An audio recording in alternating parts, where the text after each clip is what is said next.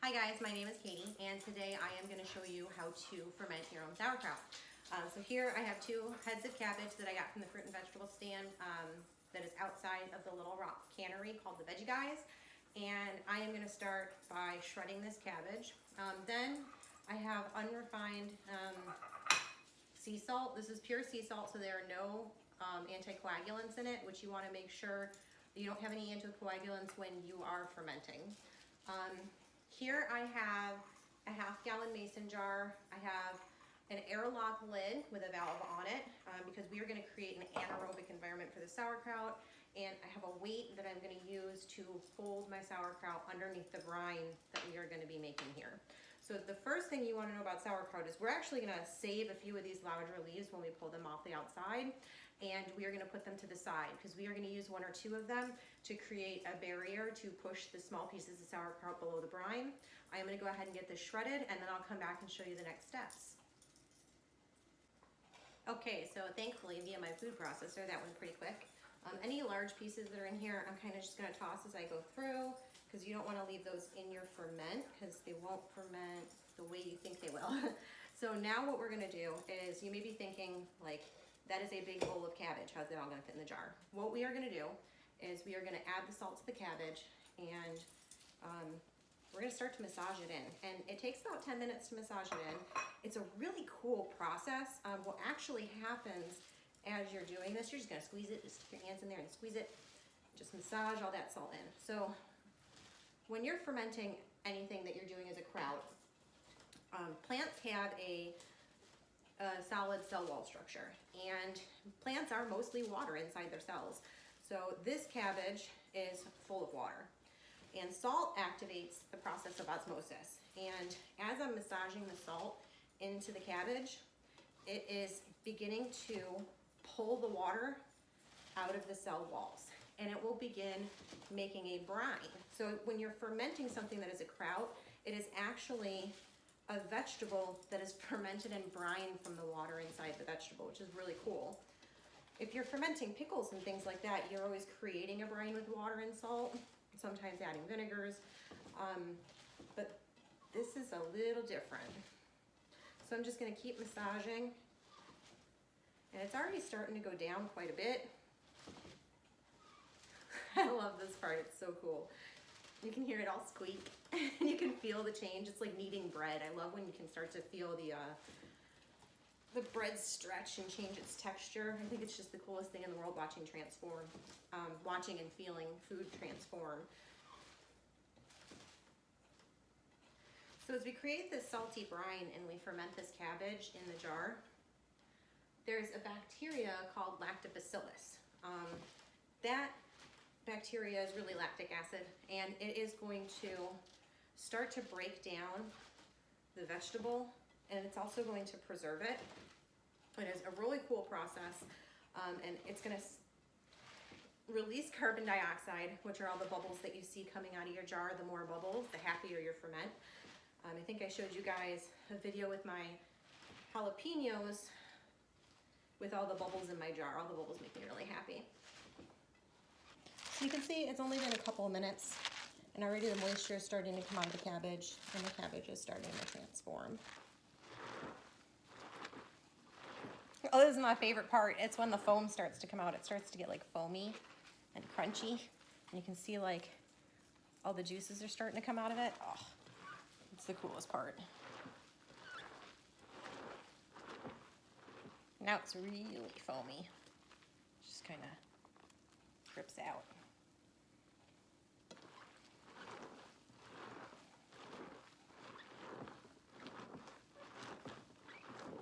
So squishy. So now we have a lot more moisture coming out, which is good, and it means that it's almost ready.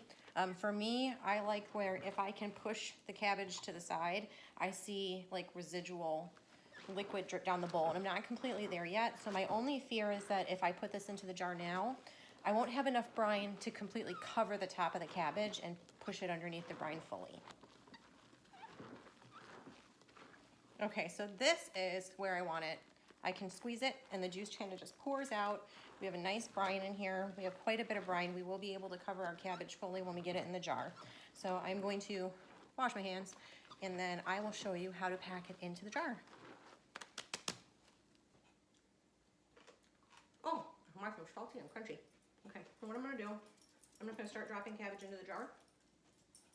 I'm gonna take my cabbage tamper, and I'm just gonna kind of hit it down into the jar. In this packing process, what I'm doing is I am getting all the air bubbles out, making sure there's no air in there. And then I am also pushing the brine out of the cabbage as I pack it in. So it will make the brine rise to the top and the cabbage drop down to the bottom. So you just keep dropping and adding until you get to the top.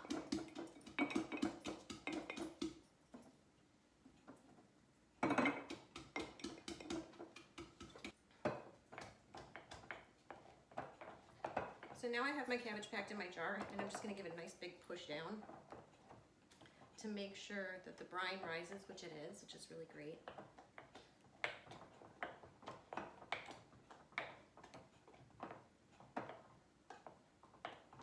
Okay. Now we are gonna take that piece of cabbage that we saved. I actually have a couple leaves over here because what winds up happening is every time I do this, one breaks. So I'm gonna take the curve in the leaf, and I'm gonna make it about the circumference of the jar where it's going to be resting. And it doesn't have to be a perfect circle, so I'm just gonna frame it in there. So I'm gonna take this leaf, oh, it broke, but that's okay. And I'm gonna push it down, holding my cabbage down underneath the brine. And the brine is coming up, which is fantastic. And this is gonna stop all those little pieces from getting through. Now,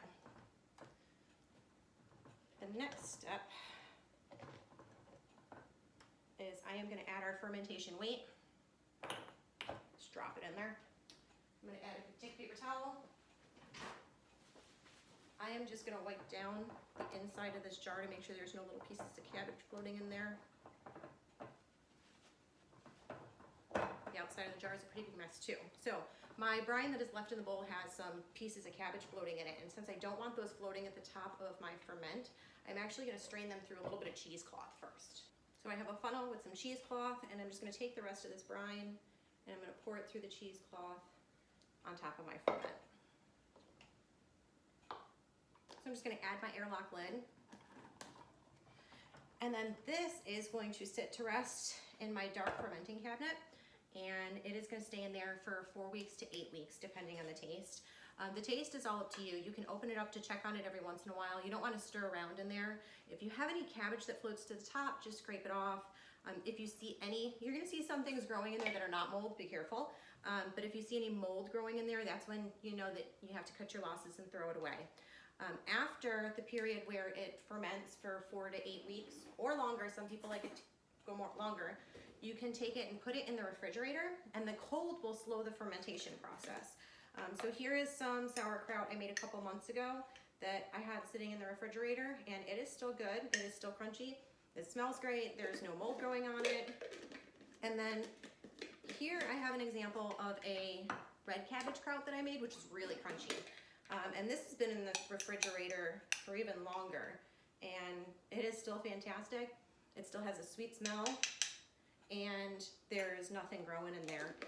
You can also take it and you can pressure can it, or you can freeze it. What you want to remember though is if you're processing it in any other method than just refrigeration, and you're going to be eating it, if you're cooking it or pressure canning it, anytime you're adding a heating process to it, you are going to kill the beneficial bacteria that is growing on your cabbage. So I have cabbage to clean up off the floor.